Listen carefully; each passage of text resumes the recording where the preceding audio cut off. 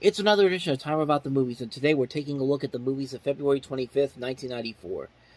Three movies to look at today. None of them really hold a lot of memorability to them, so we should get through this pretty quickly. So let's just jump right on into it. We'll start off with the biggest new release of the weekend, in quotation marks.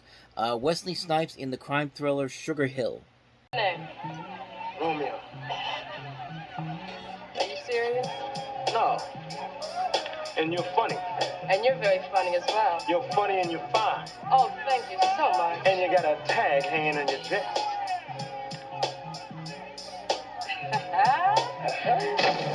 This is my brother, Romello. Hey, Romy. Romello, the mellow fellow. Between dreams and reality. My brother was under the impression that you want to do some business. It won't work. We can't work with Jakarta. What is this kata? Like American cotton picker. Between trust and deception. Romello's not that easy to handle. He's gonna see through this. Decision's already been made. Between Convent Avenue and St. Nick's. The streets are mine. I do know what's going on out here. How much prove you? I'll put you in somebody's head. Go down. Trying to save the brother's life, man. Now the rules are being changed. All I need you to do is just cut me out a little space to operate. It can work. Well, I think there's going to be conflict. Wesley Snipes is Romello. I'm afraid of you. Melissa, you got to believe me. Everything in my life is about to change. A man looking for a way out. I'm not scared, man. I just see something you don't. That's it.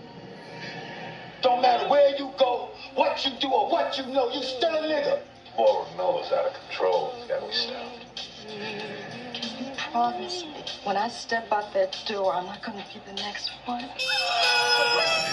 I don't want to have to bury not one more of you. I ain't going out like that, Rome. This is the flavor that they savor up here, neighbor.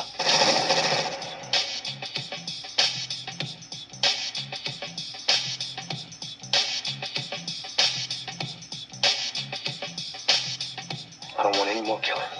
I'm done. I'm finished.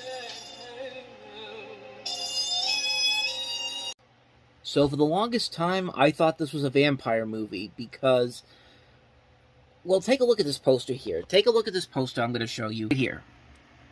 Doesn't that look like the poster for a movie that's set around killing vampires or something like that, or something supernatural? Like, I never looked at this and thought this is supposed to be in the same vein as something like New Jack City or Boys in the Hood, but yeah, sure enough, that's the case. And considering that this was supposedly part of a trilogy of films, the Harlem trilogy, as it says on Wikipedia, this is because of the writer, this Barry Michael Cooper, who also wrote New Jack City, which is the best of these three films, because you have this, you have New Jack City before that, and then after this you have Above the Rim, which also came out in 1994, and obviously New Jack City was the best of these three films, as this one is, it's not very good. Like, despite a really good cast they have in here, you get people like Wesley Snipes, Candy Alexander, Clarence Williams III, Ava Goda, Dule Hill, Teresa Randall, Donald Faison's in there, you see him in there, Ernie Hudson, Vondi Curtis Hall. A good cast overall here, but just not a very good execution in terms of this trying to be the next installment of this series. It's supposed to be the same vein of something like New Jack City, which really you don't really get to see a whole lot of in this. Like, it really doesn't... I mean, everyone here is clearly trying, but there's just nothing really there that makes it instantly memorable or something like that. Like, it's trying way too hard to be the next New Jack City, but New Jack City had its own unique feel to it, and at least it understood that it needed to tell a significant story. It's also a movie that tries way too hard to hammer the message in, what it's trying to say about the way that things happen in this city, and honestly, it just doesn't work. It doesn't have that same memorability that something like New Jack City does, or Boys in the Hood, or much better Hood films that are much better than this.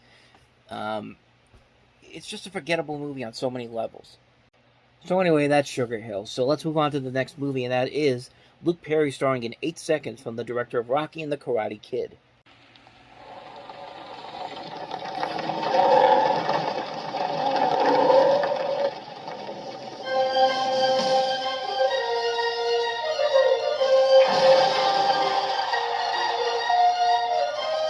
This is the biggest dream of my life.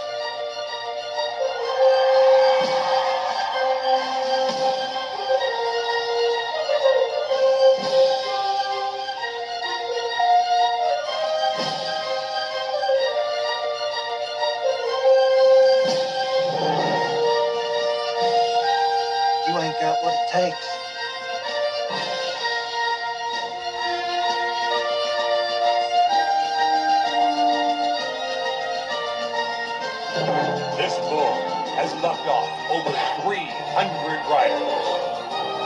This could be a moment that you will never forget. I say it's not if you get hurt riding bulls. It's how bad. Okay, boys.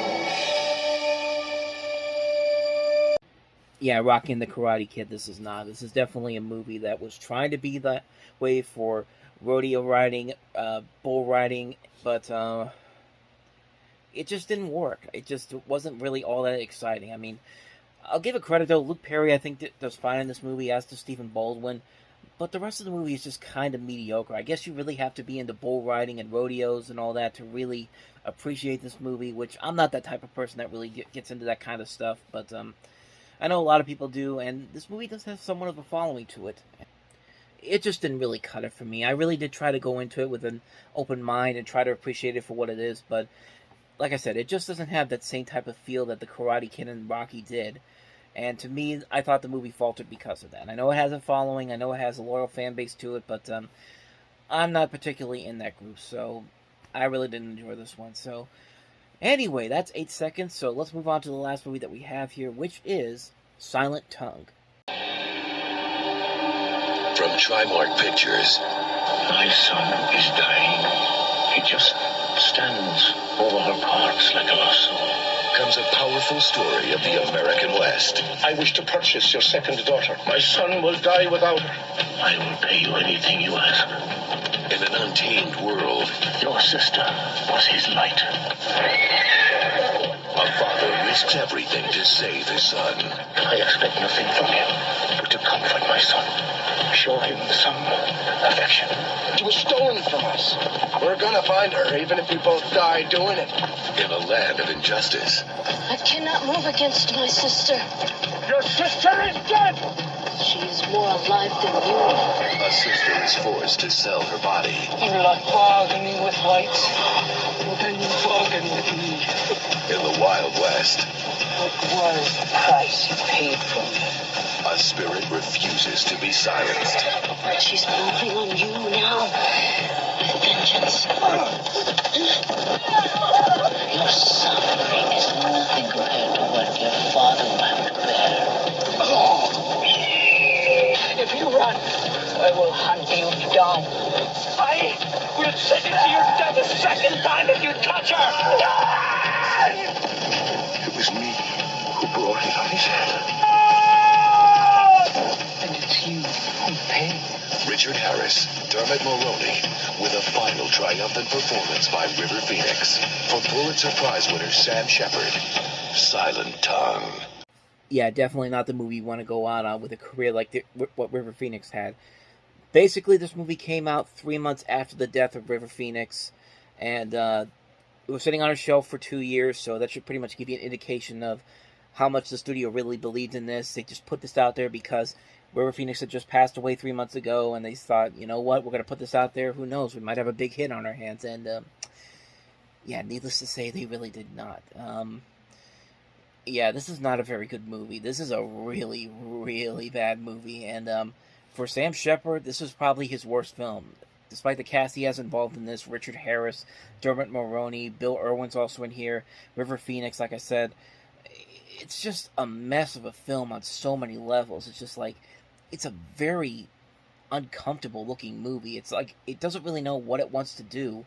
And the last half hour of this movie just slows down considerably. It's just like, come on, move along already. Like,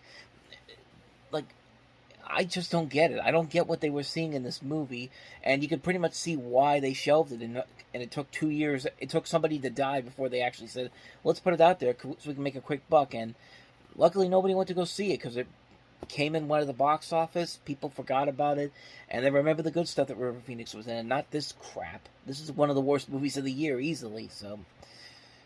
pretty much all I got to say about that one, so... Silent Tongue. And with that said, we wrap up another edition of Time About the Movies. Next time around, we'll jump into the first weekend of March with the ensemble comedy Greedy.